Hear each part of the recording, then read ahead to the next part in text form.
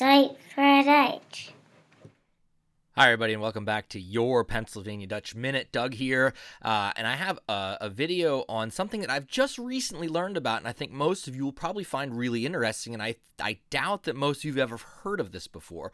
But did you know that, of course, we, the Pennsylvania Dutch here in Pennsylvania, and we have spread out since then. There are Pennsylvania Dutch living in many states and provinces of Canada, particularly among the not the sectarian people, the Mennonites and the Amish.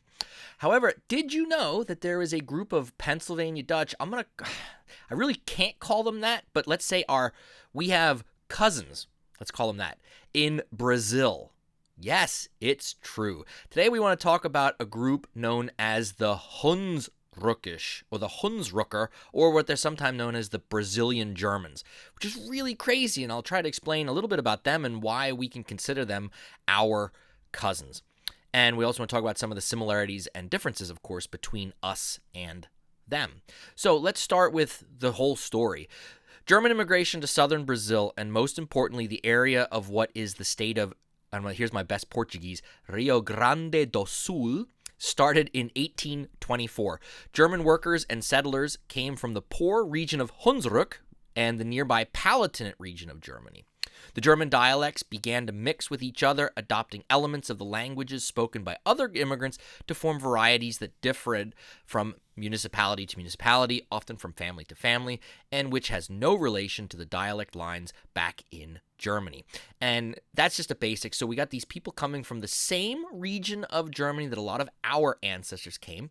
But, of course, you know that our immigration started in the 1600s already and then went throughout the 1700s. This first group of Palatinates, Pelsars, these Hunsrückers, came to Brazil in 1824. So we had 100 years plus on them leaving Germany. However, they come from the same region. Therefore, our languages are similar.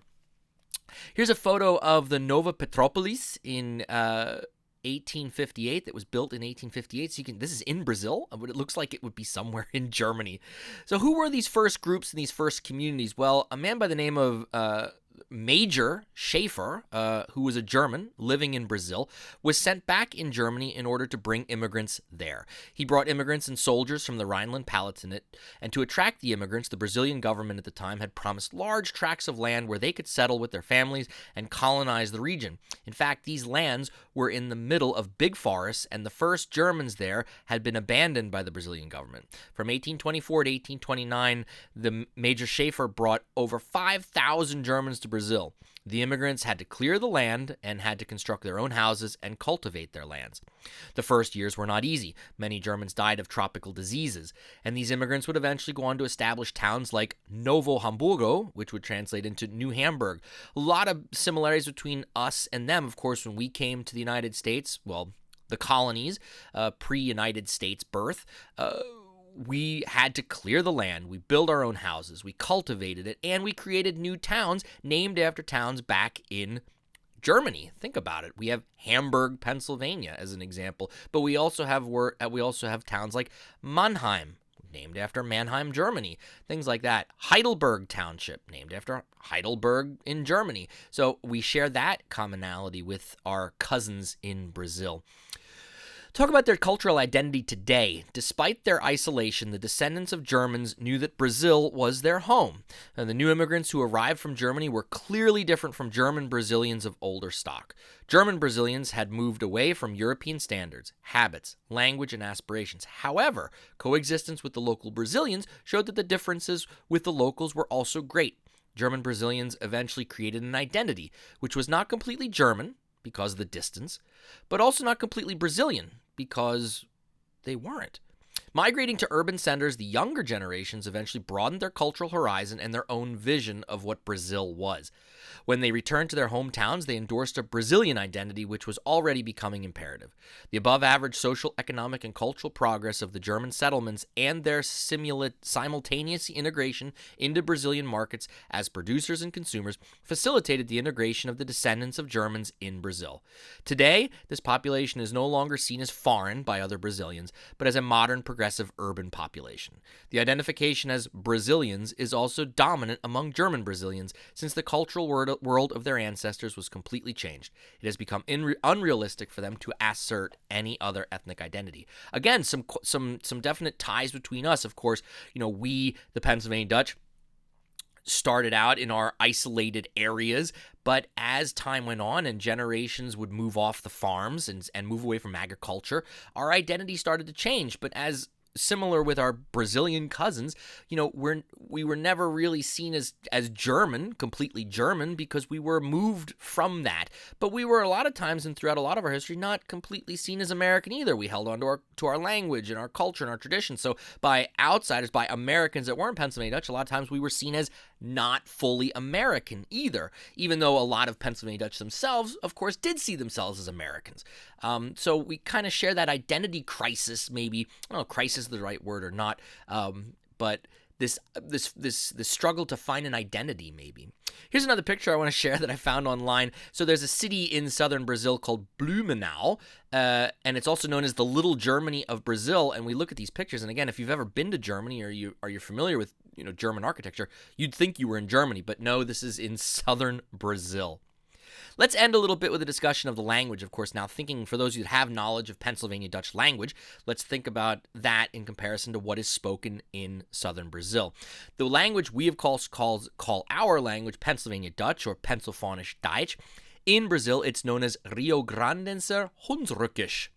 And this is spoken in the parts of Brazil that we've been talking about. It is a Moselle-Franconian variety derived primarily from the Hunsrücker dialect of West Central German. Hunsrücker, of course, is the region where they came from in Germany. Therefore, that's why the dialect was named from that. But as it was, spoken in southern Brazil, same way as Pennsylvania Dutch here in America, the language started to change a little bit.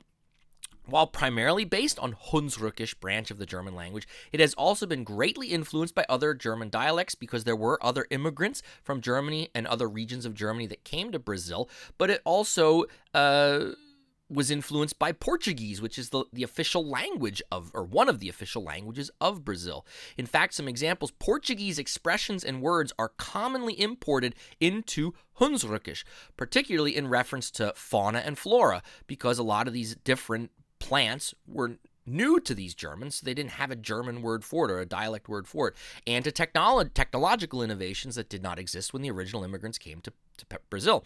Same with us in Pennsylvania Dutch. We have a lot of English influence in our language because English is the official language, of course, is the main spoken language in the United States. So we do have words, like particularly with technological innovations in Pennsylvania Dutch. We don't have a Pennsylvania Dutch word for it, so we just use the English word. This is, common, so we share that as well.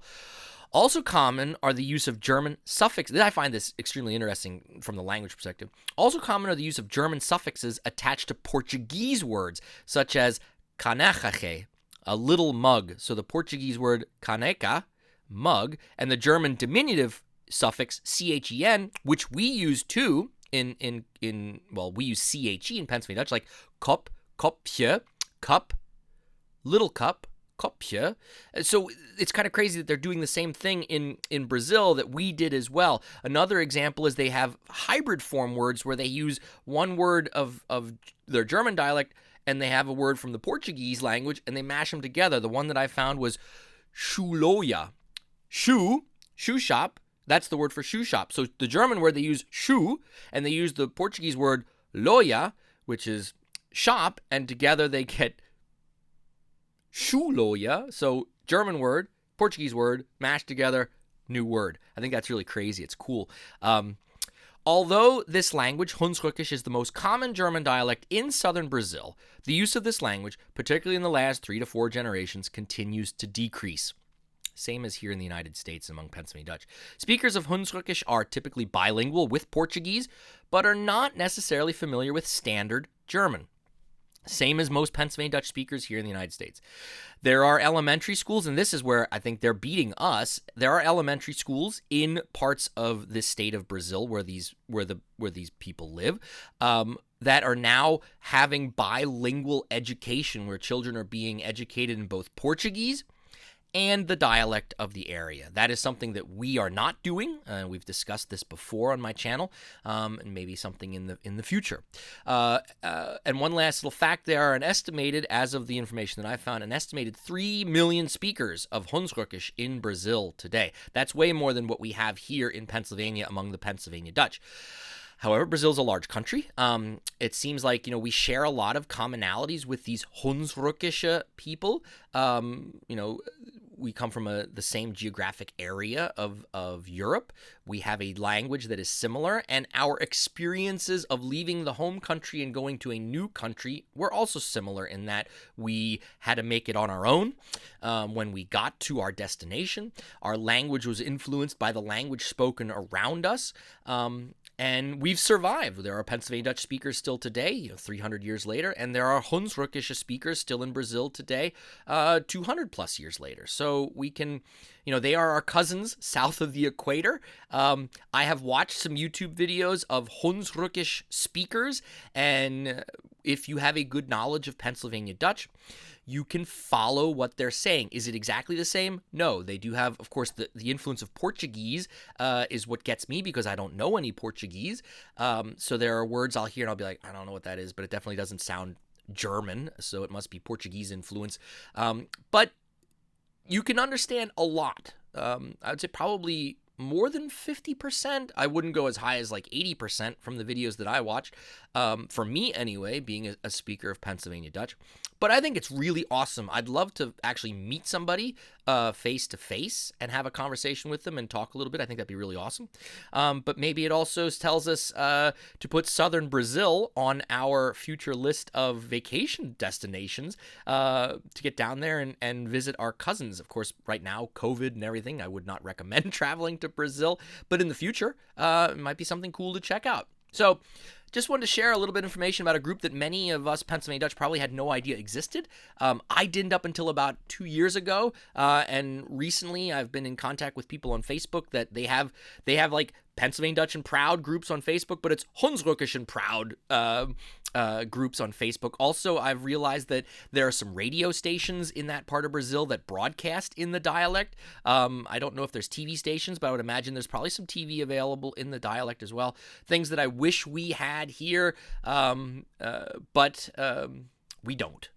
We'll just have to keep doing what we're doing in order to maintain our language and culture, just like they are doing in southern Brazil.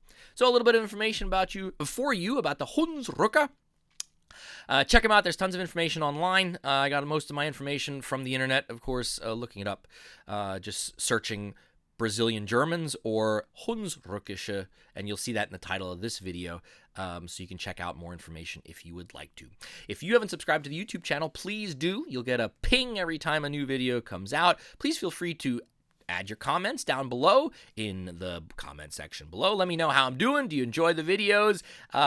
And tell your friends, of course, about the channel. Until next time, guys, take care of yourselves. Macht's gut, and keep practicing your Pennsylvania Dutch. Macht's gut.